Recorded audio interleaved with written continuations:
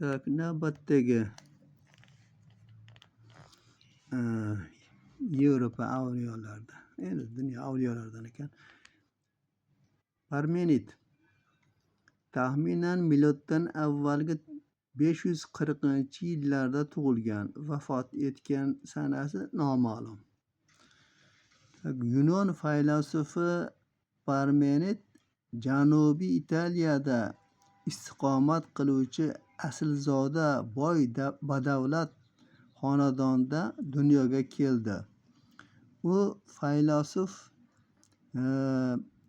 Ksenofen va Pifagorning izdoshi Aminiydan saboq olgan. Uni nimalardan? Hikmatlaridan. Hamma narsaning asosida ikki ibtido, olov va yer yotadi. Shunaqa ekan mana. Keyingisi, yo'qlikning mavjudligi haqidagi fikr xatodir.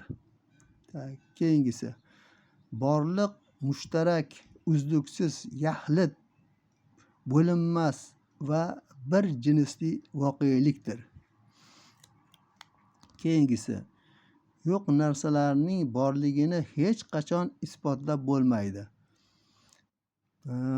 Tadqiqotning bu yo'lidan fikringizni qaytaring, chunki yo'qlikni na anglab va na ifodalab bo'ladi. Yo'qlik yetib bo'lmas voqelikdir. Keyingisi, ko'pincha biz o'z kamchiliklarimizni ko'ramiz, deyishadi. Shunday savol tug'iladi: qanday qilib nimadir emas, aynan kamchilikni ko'rish mumkin? Kamchilik so'zi yo'q narsani ifodalaydi. Axir mohiyatan bu so'z mavjud bo'lmagan narsani yoki nomavjudlikni o'zini anglatadi-ku. Kamchilik deganda kamchilik yo'q narsani ko'radi deyapti. Kamchilik degani yo'q narsani kamchilik deydi, kam. Bu narsa kammi u yo'q. U yo'q narsani qanday ko'radigan ma'noda aytmoqchi bo'lyapti.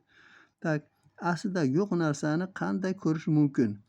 Demak, ko'rayotganlarimiz biz uchun ko'rinmas sifati, ko'rinmish sifatida kam, yetarli emas. Biz ko'proq yoki boshqacharoq ko'rishni, ya'ni muayyan narsada mavjud bo'lmasa-da, boshqa bir narsada bor bo'lgan nimanidir ko'rishni xohlaymiz. Demak, qat'iy qilib aytganda, biz nafaqat ko'rmaymiz, axir nomavjudlikni qanday ko'rish mumkin? Balki ko'rganlarimiz bilan kelisha olmaymiz.